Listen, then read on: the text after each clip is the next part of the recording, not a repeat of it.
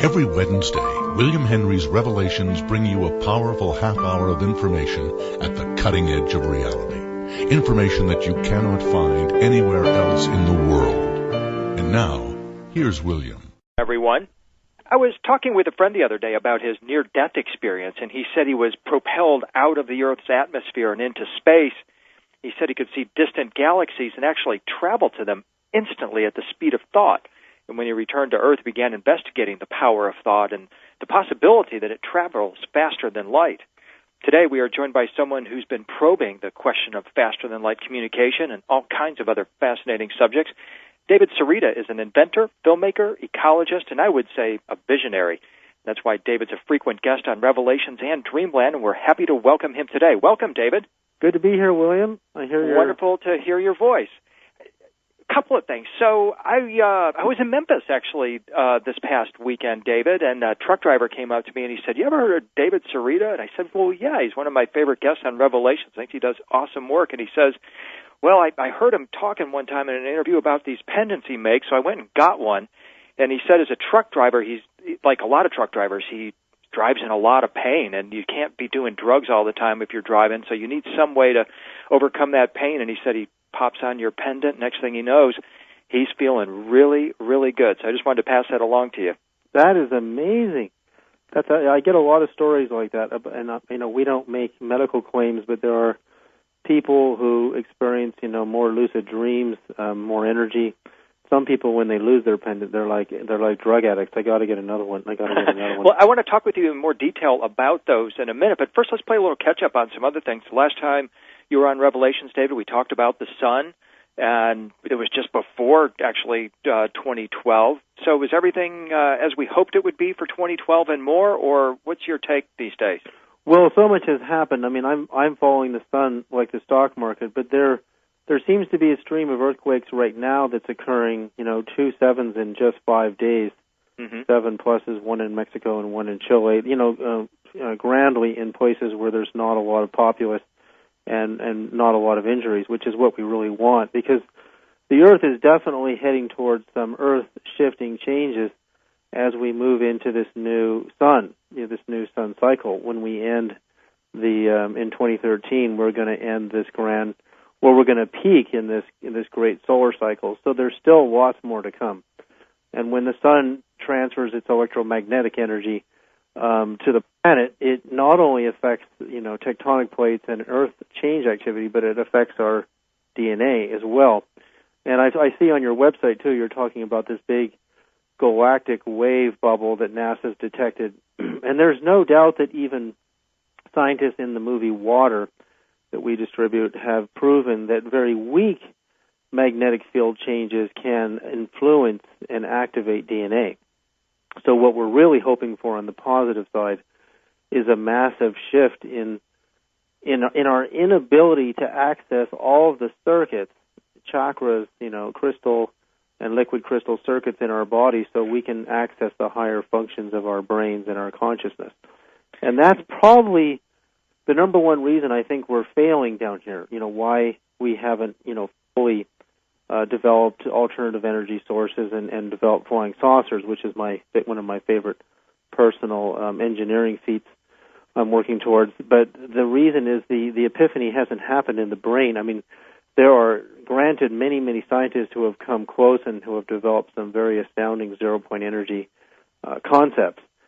So the epiphanies are there. Socially, we don't seem to be quite ready for it. A lot of the corporate, structures don't seem to want this technology to come to the surface. But that is even changing now, too. You're starting to see, I was watching this amazing documentary on YouTube by Turjay, the filmmaker from Norway, who made this amazing film about these light phenomena in Norway going on since the 80s, mm-hmm. Associated with UFOs as well as some kind of plasma lights. And he's now got mainstream physicists and scientists so interested in the phenomena that they're looking at it as, possible new discovery or new way to store plasma energy. And the very fact that mainstream scientists are taking it seriously is showing a shift, because they have not taken this subject seriously for a very long time. Well, I mean, it's a rediscovery, isn't it, of the original sacred science, and maybe now is the time for that. I just took a tour to Egypt, and we were particularly looking at the Great Pyramid as a resurrection machine. I mean, a lot of people have heard of Chris Dunn's theory that the Giza pyramid is a power plant. Well, they didn't have cell phones, they didn't have televisions, they didn't have automobiles, so what were they powering with all of that power? And it seems to me that when you look around the temples of Egypt, what they were powering, it was a spiritual power, and it was all about resurrection and transformation into light beings. What would you say to that, David? Well, I lectured at the UFO Congress about the theory that the Great Pyramid is a giant, electronic crystal oscillator. And I developed the theory before I'd heard about Chris Dunn's work that it was a generator. But when I saw Chris Dunn's work in the Great Pyramid Decoded, I went, wow, now I know why it needed power. It needed power to start the oscillations in the crystal stone, multi-crystal stoneware materials in the Great Pyramid to set up frequency oscillations. And those frequency oscillations, once you can determine that it's a crystal oscillator, and crystal oscillators are used in radios to tune your radio to a specific frequency. They're used in quartz watches to keep timing because of the very, very fast 36,000 cycles per second oscillations in a quartz crystal, so you can keep very accurate, timing in watches. But more importantly, in some very, very stunning faster-than-light experiments done, one at Berkeley and one at Princeton, the method of breaking the light speed was actually a crystal light source and crystal oscillator experiments using materials, crystalline materials that have pyramidal geometries at the molecular level, what is known as the crystal lattice level. And this one particular experiment, there's two. One was by Dr. Raymond Chow, and this was announced in the 1980s. He uses a down conversion crystal light source and splits two particles of light or photons off of mirrors and sends one of them through a very, very thin sheet of silica or quartz crystal glass, and the other one goes through ordinary space. And the one that goes through the crystal oscillator silica goes 1.7 times the speed of light. And that is phenomenal when you consider that what is doing it, what is causing it, is what is known as quantum tunneling through the quartz crystal. And the quartz crystal's geometries force the frequency of the ordinary light to go into a super high frequency state and therefore accelerate, bringing on light speed. And when you look at the actual geometry of what quartz is, it is a three-sided tetrahedron pyramid. Okay. And so I wanted to know, what is it about pyramidal geometries that cause this acceleration? And could the Great Pyramid of Egypt be a giant crystal oscillator not only for faster-than-light communication, but, like you're saying, activating the DNA and transforming a physical body into a light body? Yeah, because the frequency, you said, is in the stone, but it's also in the bones, isn't it? And so if you could get into an environment like the King's Chamber of the Great Pyramid, it's pure quartz crystal, lots of it, just vibrate yourself right on out of here. Especially once it's turned on, and I'm going to reveal what I believe is the power source for the Great Pyramid. The next experiment is even more stunning. It was announced in about 2003 or 4. It was all over the news. It's Dr. Li Jun Wang at the NEC lab at Princeton. He gets a light wave to go 300 times faster than the speed of light, which is enough to get to any star system in a very small fraction of time. Once again, he uses a crystal light source, but he sends laser beams through cesium gas, which is actually radioactive. And it went 300 times the speed of light. And what interested me about the cesium chloride gas is its crystal lattice geometry at the molecular level were four-sided pyramids, which are 6 inverted four-sided pyramids. And, of course, that's what the Great Pyramid is. And so when you look at a pyramid and you think of the base of the pyramid as being, imagine a light wave oscillating through the base of the pyramid being a very wide base, and as it goes up to the cone or the top of the pyramid, the wavelength gets really, really small and the frequency gets really high. And that's where quantum tunneling begins, and that's where faster-than-light vibrations begin. That's where I believe it's happening. And, in fact, there's this great, when I was lecturing at the UFO Congress, there's this great photograph on Linda Moulton Howe's earthfiles.com of this guy in the Yucatan with his cell phone camera, his iPhone camera, and he's taking a picture of the pyramids in the Yucatan during a lightning storm. And what's key about a lightning storm is lightning will ionize crystal, meaning it's an electrical source that it causes the electrons in the crystal to jump out of their shells and start spinning or oscillating in circles inside of the geometry. So you get this ionization of a giant crystal oscillator, and hence what's going to happen. In the photograph, a big column of light appears shooting out of the top of the pyramid. And this is, of course, invisible to the naked eye. Well, when Patrick Flanagan wrote Pyramid Power in the 1970s, he did an experiment where he ionized some very small pyramids and took pictures of these cones of light jetting out of the tops of the pyramid. This is all going back to how faster-than-light experiments were happening.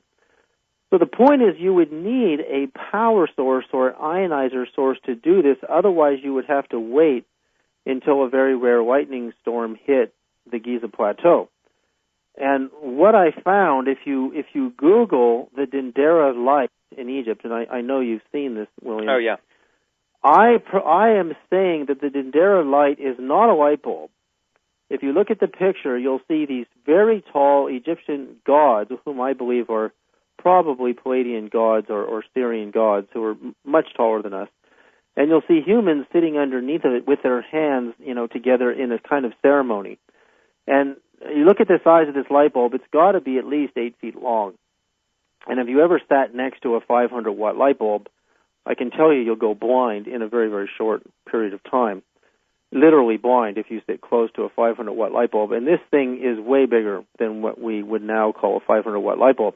I'm saying it's not a light bulb at all. It is an ionizer transmitting device. And what I did is I built one of these things myself because of my electrical background and my electronics background. And I built a crystal oscillator core transmitter. I used rubies and tourmaline, and I put it in a flashlight tubing. And you can see a video of this on Spaceman99, my YouTube channel.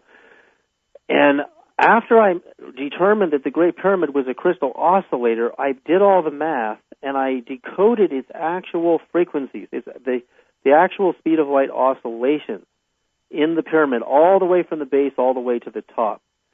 And I developed 9 levels of 180 different frequencies, incredible stuff. And I transmitted it through my wand, and I put little magnets on dishes. And normally, if I transmit a frequency like 528 or 432, or even the NASA sound of the sun frequency through the wand, the magnets will merely vibrate on the plate. But to my astonishment, with the pyramid frequencies, because they have differentials built into them, non-even numbers from the base of the 4 sides of the pyramid, the magnets start moving around on the plates. I went, oh my God, this is something I've never seen before. These magnets are really zipping around, and I've only got about 50 watts going into this thing. And in that particular video, there are about 48 pyramid frequencies going through the transmitter wand. Now I'm up to 180 that I've decoded. And what's astonishing about this is not only is it leading towards how I know how to build an anti-gravity spaceship, but it is resembling how the planets are actually moving around the sun. Because in a magnetic field, if the sun were merely pumping out frequencies that were not harmonic and were non-differential, the physical magnets, which the planets are, because they contain both rare earth or magnetically chargeable material or even paramagnetic material like copper and aluminum, copper and aluminum respond to an active magnetic field, meaning they're magnetized while a magnetic transmitter is on. They all respond to differential numbers, and it causes them to spin around and move. And I thought, how the heck could the Egyptians, the numbers that are in the frequencies of the Great Pyramid are so beautiful. And I'm not going to reveal the numbers just yet. I have put them on an audio CD so people can listen to them and experience a sonic form of sound activation. But now I have this wand, which I believe is proof that the Egyptians used this thing on a way larger scale than I built to turn on or ionize the crystal oscillator that the Great Pyramid is. And that the pyramid is in a ratio of Orion's belt has a crystal oscillator set means something even more incredible. That is totally incredible. David, we have to take a quick break. When we come back, let's pick up on that thought. I'm just absolutely buzzing here with what you're saying because you're putting pieces of the puzzle that I've been working on for a while right here on the table, and it's actually profound what you're doing. So, David, hang on. We'll be right back. This is Revelations. Hang on. Thinking about coming to the Dreamland Festival? Well, here's a real surprise for you. My name is Raven Dana. I had a face-to-face encounter with what appeared to be a small alien at Willie and Ann Strieber's cabin in upstate New York when they were holding groups there. I was fully conscious at the time, and my encounter was part of a night of such experiences with a number of other witnesses also involved. It was an incredible moment in a life of incredible experiences. I'm going to tell you all about it and answer your questions at this year's Dreamland Festival. Raven Dana, a truly remarkable human being. You'll meet her at the Dreamland Festival. Get your tickets now. Go to unknowncountry.com and click on the store sales point on the upper right. This is Revelations. We're continuing with David Sereda. Okay, David, gosh, you put about 15 different really key thoughts on the table just before the break. You were talking about the Great Pyramid as a crystal oscillator, as a power source, as a source of a spiritual power that somehow is linked with Orion's Gate. Recently, I've been studying kind of some of the, maybe the fringe religions. You know, the Episcopalians are now talking about this idea that, hey, the transfiguration of Jesus into a being of light, that's a complementary concept to the ecology movement and the environmental movement. And it's like, yeah, right on. You know, you're starting to kind of figure out what's really going on here, and that this shift that we're in here is all about the light body and opening stargates. The Jehovah's Witnesses have this belief that Jesus left through a gateway in Orion and will return through a stargate in Orion, and they've believed this for over 100 years. And so these people have been carrying these very, to us, at least until now, sort of strange beliefs about the universe, that you can transform yourself into a being of light, that you can pop through a stargate, you can travel interdimensionally, you can go to other star systems and back. This is what our time is about, isn't it? Oh, I absolutely believe that. In fact, the more you study, like Peter Lemaisurier's book, The Great Pyramid Decoded, is probably the first mystical book I ever read, getting out of high school in 1980, in Vancouver, Canada. And now rereading his book years later with, some electronics background, I've been able to use the base of the math in it. And you see, during summer solstice, it casts this shadow to Bethlehem and seems to be prophesying the birth of Christ. We know Jesus speaks of the missing capstone. He says, "Show me the stone that the builders rejected, and that will be the chief cornerstone." And he's obviously referring to the capstone on the Great Pyramid that appears to be missing. There is math in the four Gospels, the four known Gospels, that corresponds to the dimensions inside of the Great Pyramid that Peter Lemaiurier points out. And, knowing the Holy Family fled to Egypt from Herod's persecution, and Jesus grew up in Egypt as a young man, and his father was an architect, and we now know not a poor family, but a master architect. He obviously studied the Great Pyramid and meditated and practiced in there. There are dimensions in the King's Chamber, the Ark of the Covenant itself, which just before the phone rang, I just finished the math on the dimensions of the Ark of the Covenant converted to primitive inches. Mm-hmm.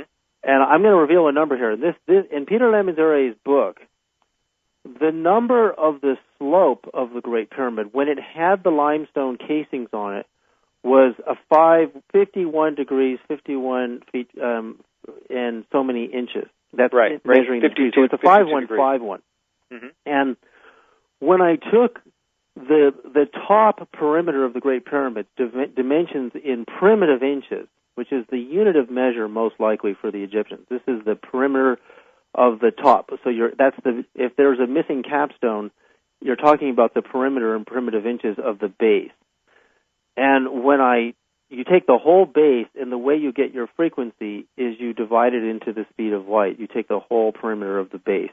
And because each side is slightly different, you end up with 4 different frequencies that are very, very slight variations of each other. So the frequency of the capstone base was 5151314. So that's 5.5 megahertz, 5.151 megahertz. And I went, oh my God, that's the 5151. And that's the same number in the degree of angle in the slope of the Great Pyramid. And in Le Misure's book, that is the number of enlightenment. Now, this is utterly astounding, and I'm the first person to do this, and this will be the first show in history that this will be on. But the length of the Ark of the Covenant is 2.5 royal cubits, right, long. Right. But when you convert royal cubits to primitive inches, you get 51.51 primitive inches. Wow.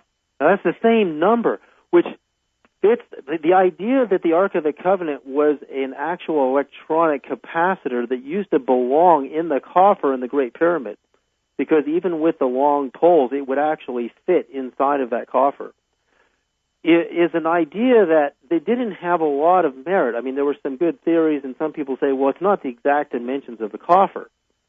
But what I can tell you is why would the number of the length of the Ark of the Covenant be 51.51 primitive inches, and the original slope on the Great Pyramid was 5151, and the frequency, which is the perimeter of the top of the pyramid divided into the speed of light, is 5151. I mean, that is astounding. Well, let me try this one on you, David. Absolutely astounding. Yeah, let me try this one on you. I've been researching something. I call it the kit. It's all of the implements of the crucifixion. It's the spear of Longinus, the seamless robe, the sponge, all of these different accoutrements that go towards producing the ultimate end product, which is the resurrection body, the light body, the glory body, the Stargate body, whatever you want to call it. And so I was talking with, and you can go back and reference this, it's very fascinating. It's an interview I did with Gary Osborne about the Great Pyramid, and he was observing how the pyramid angles, especially the 51-51 or rounded off to 52, and also the 23.5 degree angle within the pyramid, have been encoded in Christian art. So I send Gary this illustration from the 16th century that shows all of the instruments of the Passion, the Arma Christi, the robe, the ladder, the spear of Longinus, the sponge. What do you know, David? The angles of everything in that illustration are exactly the angles of the Earth's axis at 23.5 degrees, the slope of the pyramid, the Great Pyramid dimensions. Everything is encoded with this, as if it's trying to say, hey, guys, put the kit together, put the whole thing together, and realize this is a giant Stargate you're dealing with there in Giza, and it's time to get your act together and use it. I think exactly. What I'm doing with this wand is, the numbers are longer than 5151, and that's only one of 9 sequences of numbers I found in the pyramid, is that with this transmitter wand, you can broadcast that frequency magnetically into your DNA and experience what it actually does to you. Well, let me ask you this, David. I mean, when you see images of Ptah and the other gods in Egypt, some of them are sailing on their wormhole-shaped boats, etc., they're the star beings, they often carry that staff that's part Jed, part Uaz, part Key of Life. It's like a triple component staff or wand. And then you will see the Key of Life being offered to various individuals. Then Jesus comes along later, and you see him with his magic wand. Do you think this wand is an actual technology that they possessed that maybe you're on the verge of recreating, or was it an allegory? No, I think it's an actual technology. Like, the Diged, or I don't know how you pronounce that, because I just learned Jed, like Jedi, like the George Jed Lucas, is, Return of the I Jedi. actually built one in my lab, and I use it with the wand. And I think the 4 discs are magnets, because what happens when you transmit electromagnetic... The 4 discs of the Jed, it's like 4 stacked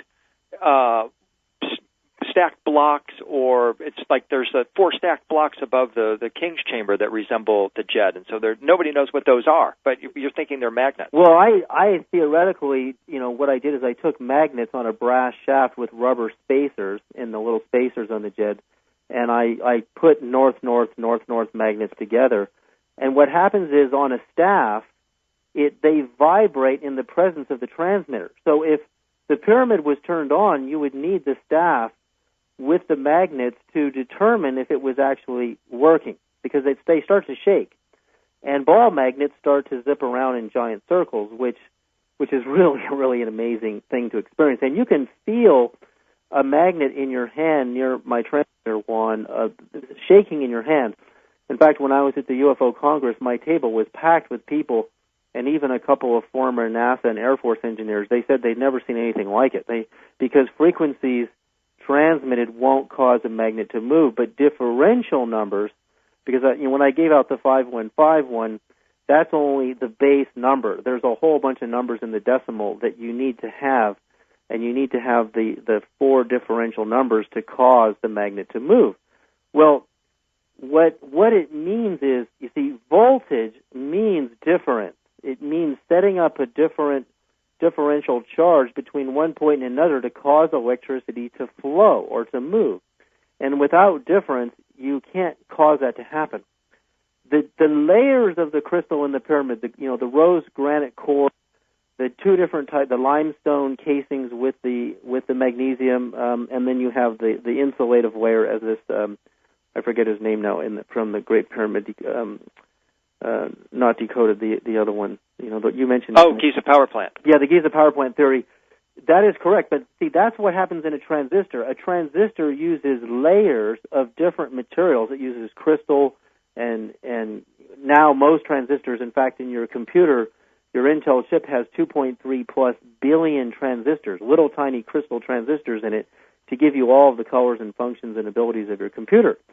But see, we went micro. Everything went nano, billion scale now, where everything is small. But the pyramids were giant crystal oscillators, and therefore have the ability to set up enormous amplitudes or sizes of oscillating waves that could not only send a message faster than light, but could send a person, I believe, an actual person faster than light to that ratio of vibrational star system that those 3 giant crystal oscillators at Giza represent, and that's Orion. And Orion's over 1,000 light years away. I mean, 1,000 light years. You're talking about a normal cell phone message taking over 1,000 years to get to Orion, but now that we know at Princeton and at Berkeley that they're using crystal oscillator material to send faster than light signals, we know that this is how they did it, and we know that the pyramids were electric. We know the Dendera light bulb is probably the ionizing power source, and that the Ark of the Covenant was probably an ultracapacitor, meaning it has the ability to store a huge amount of voltage in amperage in it for giant energy spikes to be delivered into the crystal oscillator. And the fact that the dimensions of the Ark of the Covenant, which I'm revealing for the first time, are 5151, and so is the frequency of the base of the capstone of the pyramid, then, oh my God, what do those numbers mean if you're setting up oscillations in those precise numbers? Well, if you want to send a faster-than-light message out there, you have to know the vibrational codes of the destination. That's quantum entanglement. Man. At Cambridge University, you can Google this. Scientists just quantum entangled 2 rock diamonds, and they separate them, and they're communicating through action at a distance, which means faster-than-light communication. 2 diamonds communicating faster than light with each other. This is being done at mainstream universities. They just don't know that these ancient stone masters were using crystal oscillating technology to do the same thing, but they were communicating with different deities and goddesses and gods. But David, we just got a couple of minutes left. We're going to have to continue this conversation at another time on Revelations, hopefully. Our bodies are also crystal oscillators, aren't they? Yeah, I mean, our bones are made of calcium, phosphorus, and silica, which are the same things you used in a transistor. A transistor is quartz with some phosphorus coating on it, and sometimes boron and other things that. So our bones are like our solid-state crystals, and our body carries minerals and other crystal material in a liquid state. So you have a liquid solid-state crystal.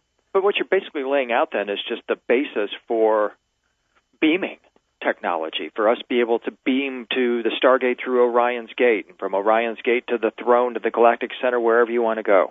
Absolutely. That's what I believe. I mean, it was kind of a combination of meditation and stone crystal technology that the ancient peoples used to make the Stargates happen.